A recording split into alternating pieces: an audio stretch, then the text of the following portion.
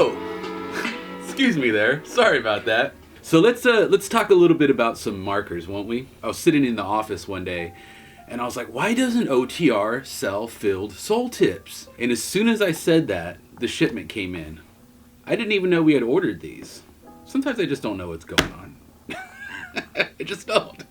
But they showed up the same day I was thinking about it. It was like synchronicity, you know what I'm saying? I was like, why don't they just make filled soul tips? And sure enough, they show up like magic. I love magic. It's great stuff. So anyways, what we have here are 3 new soul tips filled. Also, a smaller soul tip paint bottle. Don't confuse this with the Slimer, because it does look like the Slimer when you get it. But what it is a smaller bottle of soul tip paint. So you can just pop this little thing off or use the applicator if you want. But yeah, this is a, 100 ml small size bottle of soul tip paint. For those on a budget who just need a little bit of ink, there you go. So let's talk a little bit about these soul tip markers. We have the 005, the 006, and the 007. The 005 is a 30 milliliter filled mop. Oh, sorry guys. 005 is a 30 milliliter mop filled to the brim with OTR Soul Tip paint. It also has a 12 millimeter nib on it, and it's a mohair. You guys know about mohair, right? It's kind of like that, the fuzzy side of a Velcro. It's a little bit more durable, a little bit more long lasting. We also have the 006, which is 15 milliliters full, milliliters, not millimeters. Also, it has a 6 millimeter nib. This continues to the 007, which also has the 6 millimeter nib. Say that 7 times fast. 6 millimeter, 6 millimeter, 6 millimeter. Now say 6 milliliter. 6 milliliter, 6 milliliter. Can't do it. The 007 has a 6 millimeter nib, but it's filled with 10 milliliters of ink. So 10 milliliters, 15 milliliters, 30 milliliters, 12 millimeters, 6 millimeters, 6 millimeters. Did we cover that correctly? I think we did. All right, so we got these 3 new mops. We're about to go out and do a couple quick hit-offs with them. And we're gonna do a quick little refill too and show you guys how to refill them. Also, I want to do a couple quick updates. Coming soon, actually either Saturday or Sunday, we'll be launching the Molotov Metal Ball review, as well as the Molotov Permanent Paint Ink. Got butterfingers, man. Say what's up to my homie Gemma from Australia. He sent me this little piece of art.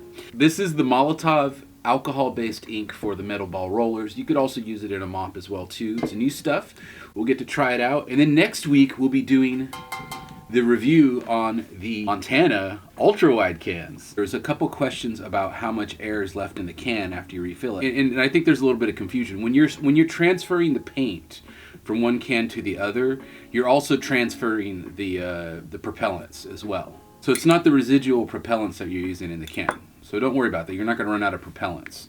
You'll just transfer the new propellants into the old one. So let's go ahead and do a quick little fill really quickly here, because I know these ones, this one, I think that one. No, that one's full. That one's full. Okay, these 2 are kind of empty. So why don't we do a quick little refill tutorial? It's pretty much like any other mop, really. But I'll show you guys how to do it anyways, because you know what? There's always someone who's a beginner. Always. So let's go ahead and get cracking with that. There's a few different ways to take the nib off a mop. One easy way is to use like a plastic knife or something and just kind of work it around. That way you just get it underneath it just to get that crack. You see that? And then you can pull it out.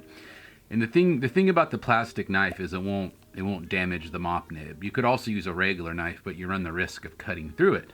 And you don't want to do that now, do you? So that's one way to do it. The Soul Tip paint is pigmented. It's pigmented, so make sure you have it well shaken. I've already shaken it before the video, but just showing it to you as just to show you how to do it. Ooh, yeah. Not too bad, actually.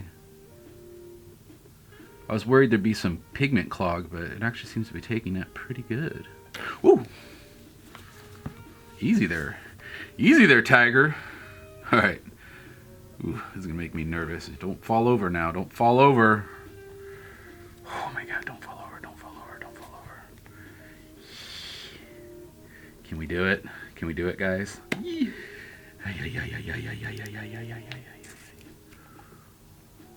Oh, the graffiti gods are with us today. Oh yeah, they are. All right, let's put the nib on it while we still have our luck.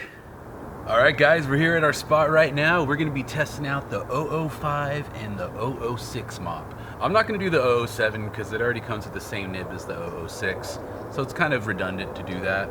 We just wanna see how the nib works, how the mop flows, etc., etc. But anyways, I'm like Santa Claus. I got a list of names from the last 2 videos, so we're gonna be hitting some people off here. Why don't we start out with the 006?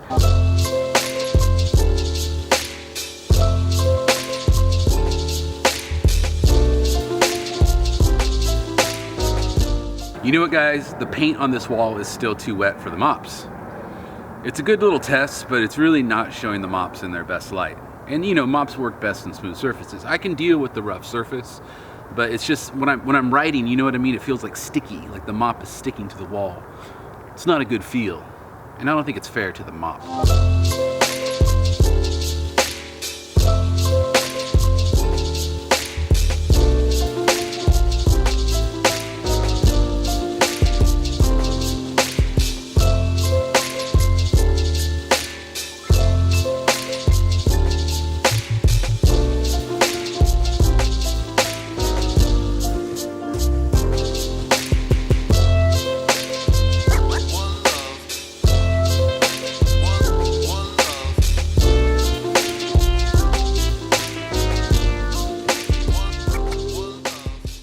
I feel like the mohair isn't flowing as good with the Soul Tip paint as I would like it to. I think what I'd like to do is add some alcohol-based ink to it to give it more flow. I think I have some Flow Pen ink in the office. So let me go ahead and add a few dabs of Flow Pen ink to this. And I think what will happen is it'll make it much more flowy. Now I have it about half full with the Flow ink and half full with the Soul Tip paint.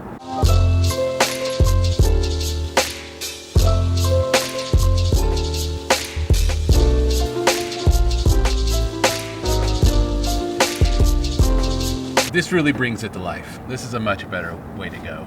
Put a little Flow Pen ink in it, boys. You'll get a little bit better drippage and a little bit better flow. All right, we got the 006 back in action. I think it's a better suited mop for the Soul Tip paint. Well, these type of nibs in particular, just because it's so thick, it just flows better through these type of nibs, as you can see here. So if you want to use the mohair, I would mix it with a little bit of Flow ink. See, it just flows so much better out of these dabber style nibs versus the mohair. Just bleeding, baby, bleeding. Woo! Can barely feel my fingers, guys. It's cold out there. Hard to get your flow when it's cold out, I tell you what. Anyways, so as I expected, the mohair nib doesn't flow as good as the standard dauber nib. Now, it was rather cold out, so that might have been a factor as well. Also, the previous wall we painted was still wet. I still suggest adding some alcohol-based ink to your Soul Tip paint if you want to run it through the mohair nib. I think the majority of you would like it better. The regular dauber nib is just fine as is. In fact, it flows a little too much. You'll use up this guy in like 3 or 4 tags if you're squeeze happy, like I did. So keep that in mind. If you don't squeeze too much, you will get a lot more tags out of it. But that's half the fun. Give it a little squeeze. I love it. I love it. Oh, I love you so much. I'm gonna squeeze you to death. Oh, sorry. You definitely want to put some alcohol-based ink, like this is Flow Pen ink. You could probably mix some Garvey in there. That probably work pretty nicely. But this is a good, cheaper alternative, the purple Flow Pen ink. Give that stuff a shot. But anyways, so that's pretty much it. I do like the mops. They're very soft, very squeezable. The formula feels pretty opaque. Most of the colors seem pretty opaque to me.